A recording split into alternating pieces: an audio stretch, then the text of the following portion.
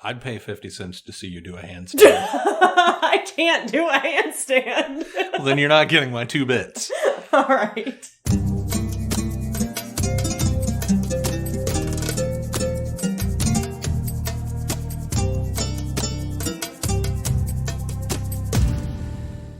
Greetings, listeners, domestic, international, and nomadic carnival folk. I'm Dave Reed. And I'm Kristen Riley. And this is the Rotating Cast Files, where we watch and discuss those television shows that were canceled too soon. Today we're talking about Carnivale, Season 1, Episode 5, Babylon. It originally aired October 12th in 2003. It was written by Dawn Prestwich and Nicole Yorkin, and directed by Tim Hunter. Right off the bat, I'm glad we have 2 women writing this episode. Oh my god. And I hope that there's more women writing the next episode.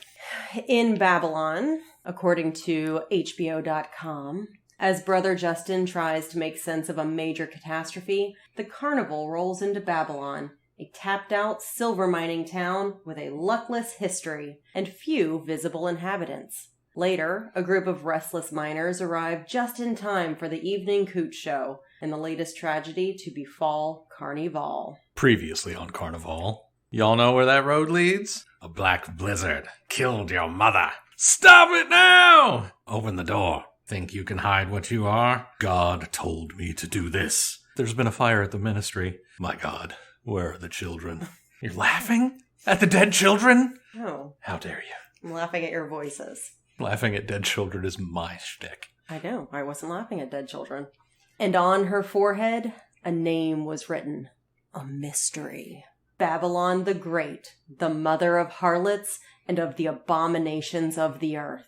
That's how this episode opens. Opens with a nice Clancy Brown monologue. We open with Justin squatting and praying in the wreckage of the ministry/orphanage. In his prayer, he mentions Babylon, as we fade to a man walking down the road as the carnival approaches.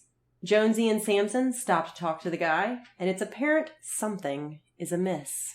This is an ominous, creepy man. Oh, creepy man. You're by far the creepiest creep that ever creeped. But you certainly know how to own and run a bar, and for that, you will always be my friend. The road... I called him the road man. And then I forgot I called him the road man. The road man has an Irish accent, and Samson asks if he's from Babylon. He looks taken aback, but reconsiders and says yes. Which honestly is a reasonable question. Where else would you be from on this stretch of road? With that accent, definitely Texas. Jonesy tells him there's nothing behind them but 50 miles of sand and sidewinders, which is the way the man is headed. He asks if they're a carnival, and when they confirm, he says that they've been waiting for them for a while. Samson asks, "Oh yeah? How's that?" But Roadman just smiles and walks off. Welcome to Babylon. We should not stop here, even for a moment. The first person you meet is this ominous and creepy? Ugh. Yeah. The carnival arrives in Babylon, and it's clear that no one is happy about being there. Dorme says Rita Sue says Babylon is cursed. Ruthie says it's just a place. Gecko counters with, quote, "just a place no other carnival will play," unquote. They can both be right. One of them is not right. Well, it is a place. Immediately, Samson goes to confront management about why they're there. He demands management tell him something that he can share with the crew, but management is silent.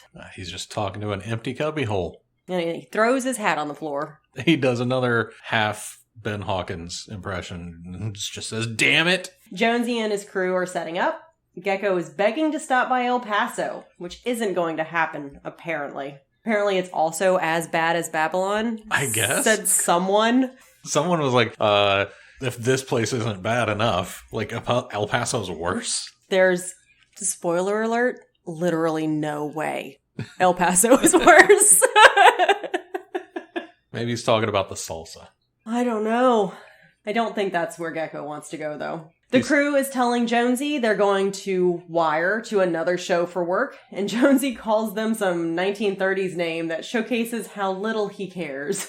It'd be a shame to lose you 3 quibber dicks. Yes. What? I'm gonna start working that into my lexicon. Good luck. Ben's working, but sees Lodz' trailer and beelines it past Jonesy. Like he just realized that it still exists. Right, yeah. I wrote, it's like he was pulled to it. Yeah. Oh, yeah. Lodz is a guy.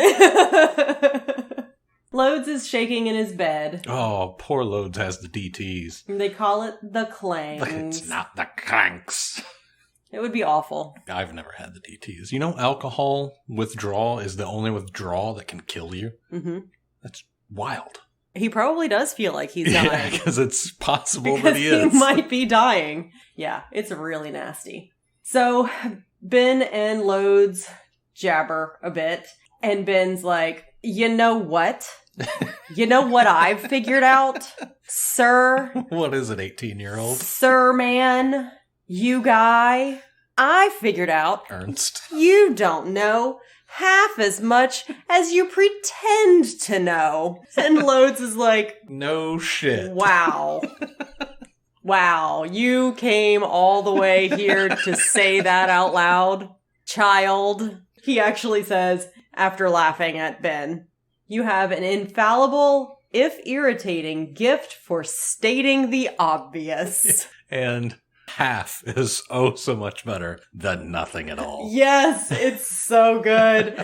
Ben thought he was going to just be the big man in this situation, and he just got swept on his ass in no time. Yes, but these two work a lot better in this scene than they did in the last episode. Which is weird. I think it's because Ben is doing something other than just, he's not being passive.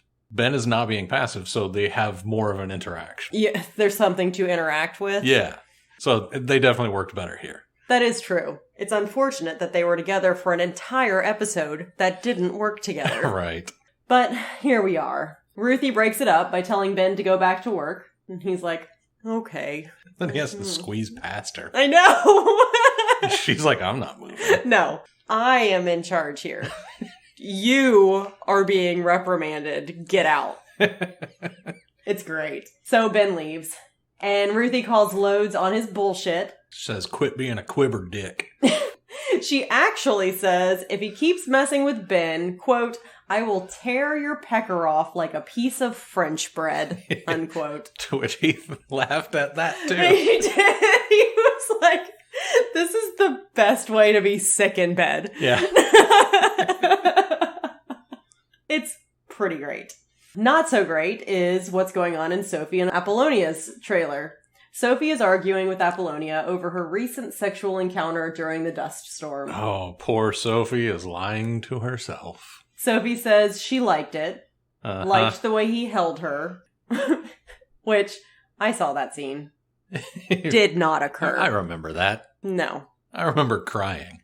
I was so upset.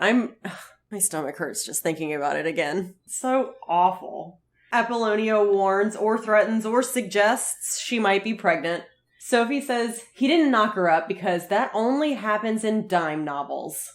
Wouldn't it be great if that were true? Yeah, I'm not even sure what that meant. Like, is that supposed to be romantic? That she would get knocked up and then he would marry her even though he's already married or something? I don't know what the point of that statement was. No, I don't think it has anything to do with romance. I think she's like, don't worry about it. That stuff doesn't happen in real life. But, of course, now she's worried that she may be pregnant. Fortunately, when Sofie leaves the trailer, she sees the Dreyfus women practicing their routine. They're also bickering because everyone is on edge, and that's what you do with families.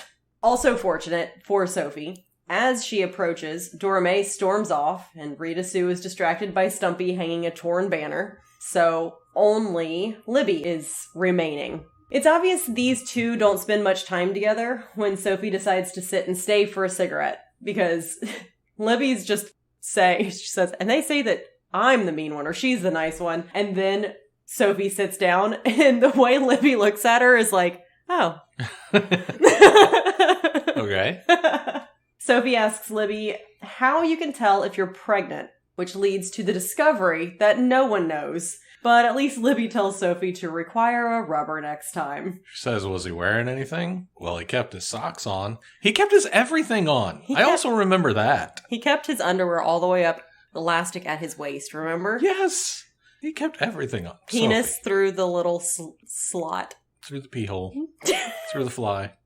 You were like, this is appalling. And I'm like, yeah. Everything about it was appalling. All of it. Libby tells her that you can't get pregnant your first time, and that's just science. No, what? That's science. Like I said, no one knows. Wow. Which actually, this whole conversation makes me wonder if Sofie knows what a rubber is. Does Sofie understand what she's referring to? Absolutely not. That's what I was thinking. It would be weird if she just like pulled one out of her bra or whatever right now, because they're not the small ones that we know in the little containers. They're like sheaths back in the day. But it would be nice if at some point Libby shows her what a rubber actually is. It would be. It would be helpful. So that Sofie has any idea. Yes. It doesn't happen now. But, you know, at least they get to be friendly. And what a beautiful friendship it will be. Yeah. It's going to be great. Dorame shocks the hell out of Ben while he's shaving. Ben is doing the worst shaving job that has ever occurred on this planet. He's running the razor over his face. I can see it. It's wiping away the shaving cream. Yep. But not the hair. All of the hair stays on his face. Mm-hmm. It's insane. But it is the single greatest way to open a conversation of all time. One of my titties is way bigger than the other. What? Okay. And to his credit, Ben doesn't react like that. He actually tries to have a real conversation with her. It's fun because Dorame is definitely picking on him, and he's trying his best not to react. Yeah. But then she goes up to him and says, "You look like you'd be a real nice kisser," and then closes her eyes and puckers her lips, and he's like, "I have to leave now." And she's so unbothered by it. Oh, she thinks it's hilarious. Oh. It's so fun. But he really does. He asks her a question about herself. Do you really like that? Yeah, all those men grabbing at you and stuff. The first part of the sentence sounds a little aggressive, but then he softens a little bit and is like you're okay with that? Yeah, I'm giving him credit. He's trying. He's trying to have a conversation with her. He's trying. It's not a great conversation. But it started with one of my titties. Is the way That's true. So where can you really go from there? I guess you go to, I bet you're a really good kisser. It was amazing. It was amazing. It is so obvious that he is the most fun person to have fun with. Still, to this day, however many weeks this has been that they've been doing this. And I was writing this and I said, it's fun because he's the new guy and he's also a prude. And then I was like, is prude a bad word? Is that a nasty thing to call somebody? So then I actually just looked up synonyms for the word prude and they were hilarious. So I decided I'm going to share them with you guys. Awesome. So there's Puritan, which is not as fun. Prig. Killjoy. Moral zealot. Ooh, wow. A moralist. Mrs. Grundy. What? I don't know. Solomon Grundy's wife? Solomon Grundy, born on a Monday. Old maid. Schoolmarm. Pietist. Victorian. These are all synonyms from the dictionary. Wow. This is wild. Priggish person. Blue nose. Goody goody. Goody two shoes. Holy Joe. Or Holy Willie. Or Miss Prim. Okay. So there's a lot of words you can use instead of prude if you're like, that doesn't feel like a good word to use. I like Holy Joe. You can now use any of those other ones. Jonesy is still furious with Samson, but they haven't discussed it. Even on that 50 miles of sand and sidewinders. But Jonesy tells Samson he needs to do something now or people will start leaving. So, in an effort to prevent many of the Rousties from deserting, Samson takes them out on the town for the night. Unfortunately, what that means is one nearly abandoned bar with the man from the road as bartender. Roadman. In the mine where they keep all the aliens in X-Files. What? If you look at the mine behind the town, it looks like the one where they shot the crazy. scenes in X-Files. When Samson says, "Looks like you didn't make it out of town," he cryptically responds, Never do. Ah! And Samson kind of looks at him, makes a weird face like, What an interesting I do not know what to make of you, man. And what you should make is get out of town right now. But ominous, creepy men being ominous and creepy, and the only people you've run into. I hate it. I was unsettled this entire episode. I was just like, this is an unsafe town. I feel unsafe on my couch by myself right now. This whole thing is making me feel unsafe. And you know what? I'm right. You are.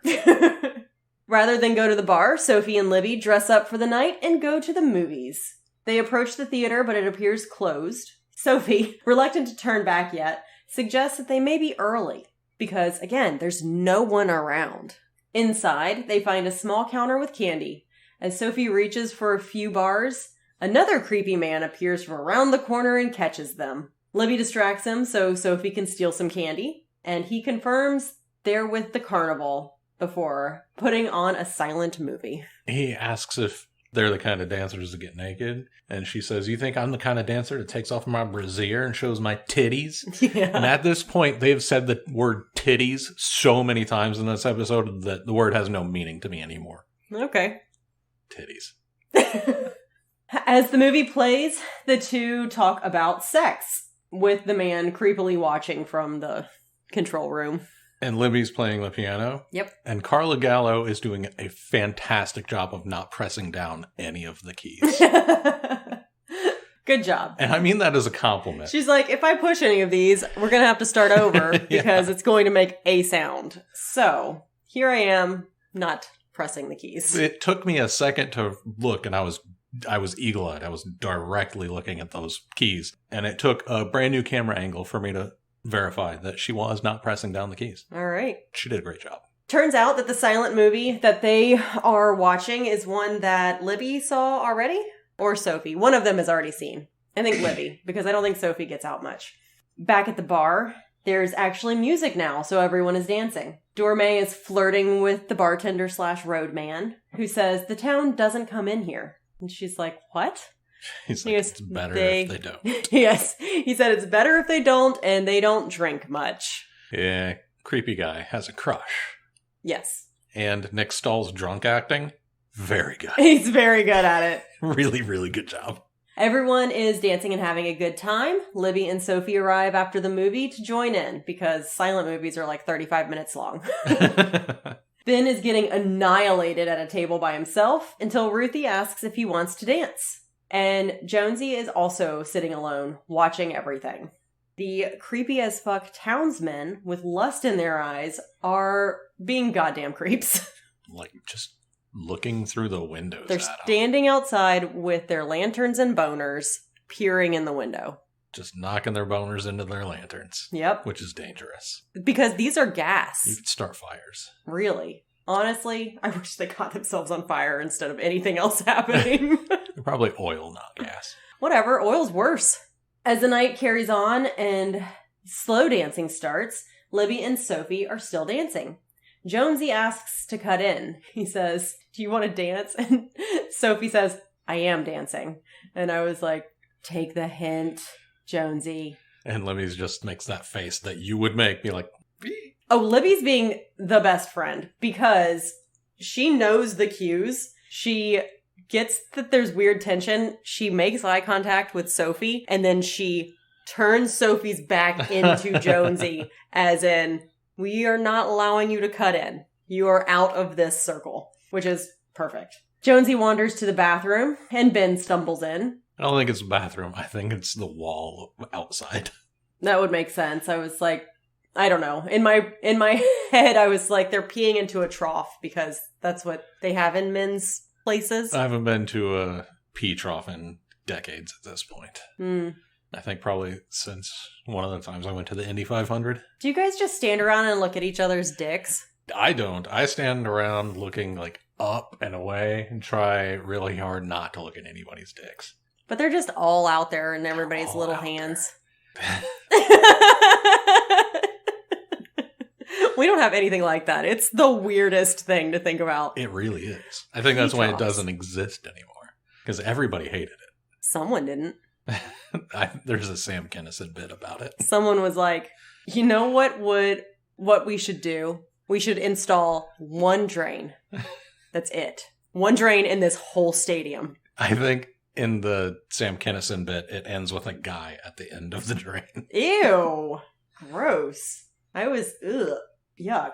Jonesy says something about Ben not being able to hold his liquor, and Ben goes, "You can go to hell." And Jonesy says, "Where do you think we are, farm boy?" And I was like, yeah, Ben, where do you think you are? Yeah, Ben. Yeah, Ben. Fucking Ben. Ben is my least favorite character. God damn it. Oh. Ben stumbles off alone into the dark. No one sees him again. That's it. Show over. Tensions are still high in the morning. No one seems to notice Ben's absence, except for Ruthie. Aw. When Lodz learns of it, he employs Lila to take him on an undisclosed errand. He wants to borrow her eyes. First he says, "We have business to attend to." Yep. And then a little bit later we cut to him getting a haircut. So apparently a haircut was the business. I guess. It seems like a weird detour. Odd. Very odd. But either way, he ends up having Lila walk him up a hill. Where no one sees Lodz again. He's also gone. Cut to Sofie, Libby, and Dora May at the breakfast table. We learn Libby fell off the roof. Is that a thing? Is that a thing people say? She said it. I've fallen off the roof. When she said that, I was like, when did this happen? But it means she's menstruating. So the blow-off is all Dora May's tonight. And Dora May says, "That's fine. I get better tips than you anyway." And then throws her baked beans on the ground so the dogs can come eat it. Yeah, it's just a very strange scene. But mainly it was just to have Dora be able to get up and walk off, so we have Libby and Sofie alone again. Libby asks if she can make up Sofie, and so she's pretending to draw eyeliner under one of her eyes, but then Apollonia starts calling to Sofie, and Libby says, "She's in your head right now?" And Sofie says, "Yeah, and she doesn't like you." So now we know that at least some members of the rest of this carnival know that there's weird magic happening. I thought everybody knew. Possibly, probably, but we don't know that everybody knows. I mean, maybe not the Rousties and the people putting up the tents. They probably Yeah, we're care. learning it little by little who knows what. Yeah. Now, back to Ben. No one else sees him except for us. We see him. But nobody in the carnival ever sees him again. Nope. Poor Ben. Not the first person to get completely shithoused and wake up in a strange place. Except, I don't know the number of people who have woken up in the same place that Ben has, because how would we know that? We would never know. It's true. Because nobody would ever see them again. Nope. He wakes up in apparent total darkness. And I think he just says, "Hey," for about 4 minutes straight. Hey. Hey! He does say, "God damn it." Does he? At least once. He flicks his Zippo to discover that he's in an abandoned and seemingly sealed off mine. Somewhere in the Babylon mine. It's reminiscent of Justin's vision trip he played on Iris last episode. Oh, okay. I was like, what is this note? I watched the two back to back. So in that vision trip that Justin was walking Iris through, everything got really dark, and he's talking about being in the mine and being stuck in the mine shaft. 9-year-olds. Old men by 9, yeah. And soft hands, hard rock. Okay. Night falls at some point. Meanwhile, Lodz sits alone outside in the wilderness at night, and he may or may not be able to hear Ben screaming for help. So Ben has been gone a full day. Yes. The carnival opens for evening business. At first, there's no one. Samson says to Jonesy, "Give it time." Jonesy makes a snide remark about management, which Samson responds with, "What kind of spider crawled up your ass?" Oh, I'm so glad Samson has finally had enough of Jonesy's shit. He needed to say something. He did, but he also could have tried to figure out what was going on. He did, just now. He wants to know what kind of spider it was. Jonesy is then distracted. He was about to respond, but he doesn't, because we hear a horse or horses, and when they look up, they see lanterns in the distance. A whole bunch of ominous, creepy townsfolk. They can just see the lanterns first. This is bad. The horses are the only things making noise. It's very creepy. So there are 75 to 100 silent, dirty men descending on this carnival. It's a lot. It's a lot of guys. And this is when you know it's too late for you to go anywhere. Yep. You should have left already. Yep. Name one example when it wouldn't be creepy as fuck for 75 to 100 men to just show up. I got nothing. Yeah, because it's 100% scary. That's terrifying. As the crowd descends on the carnival, Jonesy kind of goes like, he doesn't say anything, but his eyes get real big and he kind of slinks off. It's like, I gotta go to work. I gotta get away from this. And Samson is fully trying to meld into the signpost. Yes. Because he is freaked out. He's completely unnerved. As he walks around, it's not getting any better.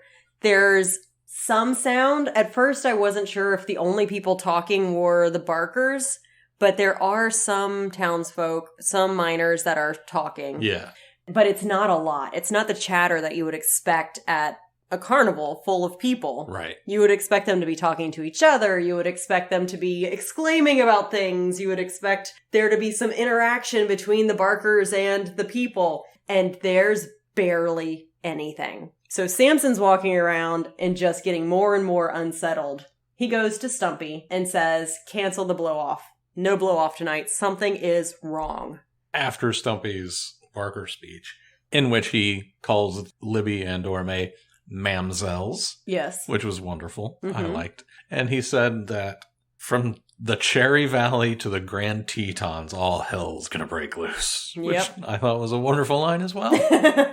There is a full house, so Stumpy is trying to... Stumpy knows the blow-off shouldn't happen because he's trying to follow the rules that Samson has put in place. However, he also wants to do the show because it will give them more money. It's 50 more cents to see that part of the show, which would be a lot of money. Yeah. But he does listen to Samson, and he tells the women they're not doing it that night. Jonesy is out at the Ferris wheel when two filthy men get in his cart, and he asks for their tickets. When they don't give them up, and the rest of the folks are hollering to get started, Jonesy refuses to actually lock them in, and instead holds the accelerator to go as fast as it will go. Which would be hilarious if I didn't fully expect this thing to fall apart at some point. Oh, Colossus is a sturdy girl, because carnival machinery is all gals. Oh, okay. I didn't know that. She can hold together. Oh my gosh. So we've now got these miners on this Ferris wheel being whipped around relentlessly. Just screaming. Yes. Let me off! Yeah. Let me off or I'm going to beat you up. Yeah, and I'm like, all right. One guy goes, you want a piece of me? Yeah. What? Good luck. Sophie is reading the tarot cards for her mother. The miner wants to know when he'll hit high dirt because he's tired of digging in this dirt. Scrabble. I knew. I was like, what is the word he used? Sophie does the thing where she tells him the cards are unclear, rather than whatever Apollonia actually said, which was probably he's fucked. So I have another idea of what it might have been. Oh, what's that?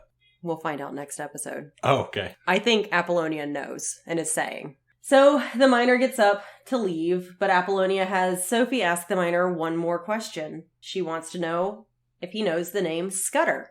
The miner does, and relates that Scudder worked the mine several years ago, and that Scudder had killed Carl Buttridge with a pickaxe. And then he leaves. Apollonia declines to explain the incident or its relevance to her daughter, and Sophie says, you're just full of secrets. So Sophie doesn't know who Scudder is. Right. So until Ben showed up, probably nobody's talking about Scudder, and then all of a sudden he is all of the talk. Yeah. But only among a certain section of people. Yes, the people who've been there the longest. Right. Yep. It's very interesting. Yep. Down in the mine shaft, Ben has stumbled across a pickaxe, just as Scudder, dressed as a miner, comes round the corner, looking very much alive and very much like he's been down there for a while. Very sweaty. Scudder is silent. Ben chases him, finally getting him to stop when he yells, I know who you are!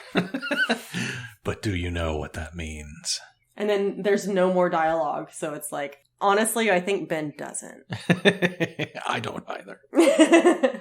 In light of Ben's silence, Scudder sets off down the tunnel. Ben can't keep up and soon collapses when he finds the lifeless body of Carl Buttridge, pickaxe still lodged in his chest. R.I.P. to that guy. Looking real fine for being dead in that mine for years. Several years. Mm-hmm.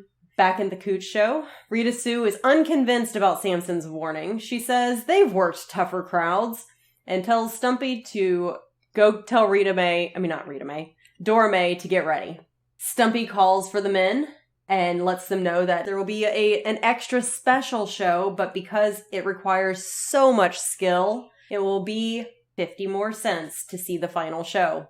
Dora Mae is going to do the blow-off. Both the Babylon barkeeper and the local projectionist are in the crowd, amongst all of the other people. We hover on Stumpy as he watches the crowd go through the second curtain. He looks uncertain, but it's tough to say whether this is because he believes Samson or because he's watching for Samson so they don't get caught before they can get paid. Oh, I see. I thought it was because he believes Samson. Uncertain. Because it is a lot of extra money. It is a lot of extra money. It's got to be like 50 dudes that go in there. Oh my gosh, yeah. It's and like $25. When back at the theater, Libby said for a nickel you get the show. So is it a nickel to get into the front part of the show and 50 cents to get into the back part of the show? I guess. You got to think it's more than a nickel, though. I know, but that's what she says. Yeah, and that's what she said. We don't know. It's definitely a boon if that's the difference. Yeah. And yeah, if you can get a double, even if it's 50 cents at the front, if you can get double payment, oh my gosh. Mm-hmm. Not a single man didn't go back there. Right. Back at the Ferris wheel, Jonesy is getting just annihilated himself. He's super drunk. While those original miners are still flying around and around, he's not as worried about getting tickets on his ride. He's going to make sure they get their tickets worth. Yeah. This is the part where someone yells, "You want to fight?" Yeah. Which is so ridiculous. But the miners on the ground end up beating the snot out of Jonesy as another person stops the wheel. Samson arrives and breaks up the fight, then tells Jonesy to leave since they had a deal. The deal was that he wasn't supposed to drink on the job, but obviously it was fine that he drank off the job because they were literally at the bar last night together. True, but is this episode the first time we've ever seen Jonesy drink at all? I think so. I do too. So I'm wondering if Jonesy was a complete rummy before he got hired at the carnival and not drinking was the deal. That's what I was thinking too, and then I was like, but they were drinking last night. But when he said 2 glasses and a bottle of your finest, that threw Samson. It did. And you're right. It might not have been because I said something like, in this town, the finest is going to be the same thing as the bottom shelf. It's all going to be the same. But if it was the first time that Jonesy was drinking in years, that could be what threw him. That really could. You know what? These people need to learn how to communicate better. Where's the carnival therapist that you hired? Right? A couple episodes ago. Right? Now, as far as the liquor goes, I did see a bottle of 4 Roses up on the shelf. What does that mean? That is good whiskey. Mm. I don't know if it existed in the 1930s, though. I don't know anything about it, because I didn't even know it was whiskey. Jonesy stumbles off into the dark, reminiscent of Ben last night. He's going to end up in the same place if he's not careful. Oh no, we never see Jonesy again! Dora Mae is in the middle of her blow-off. Stumpy and Rita Sue standing by. A full-blown handstand. She does an entire handstand, and then she does the splits. And this is where I go, holy shit, Stumpy wasn't lying. This dance does take a lot of skill. Yes. Well worth it. Well worth the 50 cents. Amazing. So I'm also trying to learn handstands, and it is freaking hard. And my whole body's sore. And then I see this episode, and I'm like, shit. I'd pay 50 cents to see you do a handstand. I can't do a handstand. Well, then you're not getting my 2 bits. All right. I'm still working on it. But damn. As she lands out of her handstand, the miners rush the stage, grabbing her and dragging her toward them. She's terrified because this would be fucking the worst thing that could ever happen. Mm-hmm. This is horrifying. They are dragging her toward them. She calls out Daddy, and Stumpy rushes to help her, and she runs off backstage as the tent collapses. During all of this, Dora Mae is cut on her leg on the way out.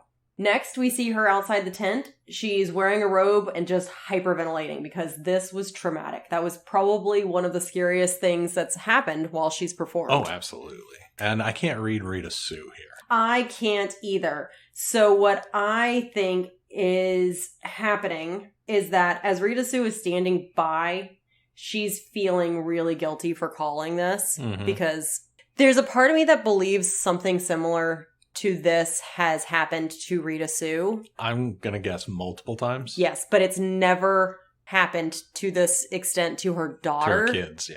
And she's feeling guilty. But she's also not... she's probably having a lot of internal shit happening because here's my read. She's reliving this stuff happening to her and kicking herself for allowing it to happen to her daughters. I think the way that she and Stumpy were both in there during this show was their answer to making sure that their daughters are still safe. And this still happened. That's my read. I think that's a good read. I think there's an extra layer on it, just because a couple of looks that Rita Sue gives. I think she's also hoping that this doesn't stop Dorme from dancing. That might be it too. Yeah. Yeah, I think it's very complicated. Because if this is how you make your family money... I think there's a lot going on. I think it's a lot, yeah. Stumpy comes out and brings Dorme ointment to keep it from getting pussy, which is a very hard word to write down. Is there a dash in there? Yep. Okay. I wrote it and I was like, whoa. Do you spell this a different way? Dash. Dorme thanks him, and Rita Sue appears to be fighting grief, guilt, and anger, but remaining silent. Dorme looks up toward the camera like she's looking towards someone, just as Rita Sue slips around the side of the tent after Stumpy, leaving her alone. Did you notice the shot? I did not, but that explains some things. Yep. Back to Ben, because a lot is happening, so we must have a break. We've decided Ben is the least interesting. Wow. Which is what I wrote in my notes. He's still in the cave. Ben has relit his Zippo, or it's still lit, whatever. And he relit it. It must have gone out. And discovered a series of letters carved in the wooden beams supporting the mine. It's AVATAR, AVATAR, AVATAR, blah, blah, blah. He writes TARAVATARA onto his arm in charcoal. He does not understand, but how could he? Because this is early viral marketing for James Cameron's Avatar 4. And we will never get away from it. Never. Avatar is just going to be in everybody's lives. It's been around since the beginning, and it will be around at the end. And I will never see it. Me neither. And I will never care. Ben takes Buttridge's headlamp. That's the guy who's dead with the pickaxe in his chest. Lights it and sets off in search of Scudder. Get ready, guys. It's about to get content warnings. This is all about to get just the worst, so let's see if I can make it to the end. Jonesy, staggering up the hillside outside of the carnival, comes across a tree, and we can see legs dangling from it. It's Dorme. You can tell because you can see her shoes with the little heel, her little black shoes with the little heel, and the white ankle socks. Because I was like, this is an adorable look. Yeah, and her legs are bleeding. Yes. You can see blood from her cut, if not additional trauma, has run all the way down her legs to her socks. Jonesy pauses, which I am not going to do. I'm going to get through this real fast. Slowly looking up to her face, he vomits. Next, we see him stumbling through the carnival carrying Dorme. Ruthie sees him and tells him to lay her down over here while laying out her jacket for him to put her on. She also tells Gabriel to go get Samson. Rita Sue notices and runs over, screaming, I'm not going to make it. Oh my god. Here, you read my note. Rita Sue notices and runs over, screaming only the screams of someone experiencing a part of themselves actually dying. Dorme's throat was cut. I think that might be the noose cutting into her neck. Yeah. And the word harlot was carved onto her forehead. We hear Brother Justin saying over the scene, and on her forehead a name was written, a mystery, Babylon the Great, the mother of harlots, and the abomination of the earth. Ugh. And at this Brother Justin monologue, I finally realized that there was no Brother Justin in this episode, and I didn't realize it until the very end. That's how compelling everything that happened was. Yeah. Holy shit. When you're in it, this episode doesn't feel like there's much going on. It kind of feels real slow, but it was riveting to the point where you didn't miss Clancy Brown. I know. He only bookends this episode. Yeah. How well done does an episode of television have to be that you didn't notice Clancy Brown's absence? Right. Yeah, crazy. That's it. He's in it for 30 seconds of voiceover. Yeah. His face is in it for 3 seconds or something. Incredibly well done. Yeah. Good job, everybody. Yeah. Kudos. Kudos all around. Holy crap. Everybody okay? Nope. All right. Well, in order to get us okay, do you think that maybe everybody should listen to some sort of emo song? Yes, I have a great one with a great story. It's a little bit long, but bear with me. The song is by a group called The World is a Beautiful Place and I Am No Longer Afraid to Die. Oh my God. So the song is titled January 10th, 2014. And the notes about this song are from Emma Garland. Championing female vigilantism in a world rife with male violence. January 10th, 2014 is a rogue entry to the emo canon centered on women, but not from the vantage point of the male gaze. It brings together 2 stories. The first is the true story of Diana, hunter of bus drivers, who murdered 2 late-night shuttle bus drivers in response to decades of sexual violence on the women of Juarez, Mexico, due to the indifference of police. The second is Diana, the Roman goddess of the hunt, a protective force associated with, among other things, wild animals, woodland, the underworld, fertility, and childbirth. It's an ambitious concept, but in its own idealistic way, rewrites a common narrative, both within emo and the world at large, that seeks to confine women to one of 2 categories, victim or evil. Oh. By contrast, January 10th, 2014 holds women up as beacons of bravery and strength and vigilante action as worthy of thanks. While it feels fairly deflating that the examples chosen are ones of abject desperation and myth, it works within the utopian framework of the song, whose soaring post-rock influenced landscape communicates its vision better from within clouds. However, what really elevates January 10th, 2014 are the dueling vocals and the passing of the most affecting lines. Are you afraid of me now? To keyboardist Katie Shanholzer-Dvorak, which brings a much-needed sense of agency to a genre that often deprives women of it, whether it means to or not.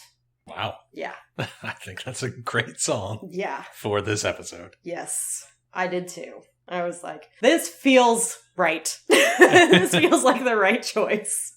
So, go listen to January 10th, 2014 by The World is a Beautiful Place and I Am No Longer Afraid to Die. Or watch this episode and cry a lot. Yeah. Or both. And brace yourself for the next episode. Oh God, I don't know how I'm going to do the next episode. I'll write all the notes and then you can read it. Okay. This will be a monologue by me. I'll be reading all of your notes and then trying to make my jokes in response to myself. The Rotating Cast Files is produced by Kristen Riley and Dave Reed, edited by Dave Reed. Thanks for being here, and if you enjoyed the episode, please rate, review, and subscribe. Please go to Apple Podcasts and give us 5 stars. Tell us that we are fighting the righteous battle in podcasting good and evil. That old-time religion. That old-time podcast religion. Or, even easier, tell people about us. It really helps us out. You can check us out on Twitter and Instagram at CastFiles. We also auto-post to YouTube, if that's your streaming service of choice, or if you like closed captions. And finally, email us at therotatingcastfiles@gmail.com.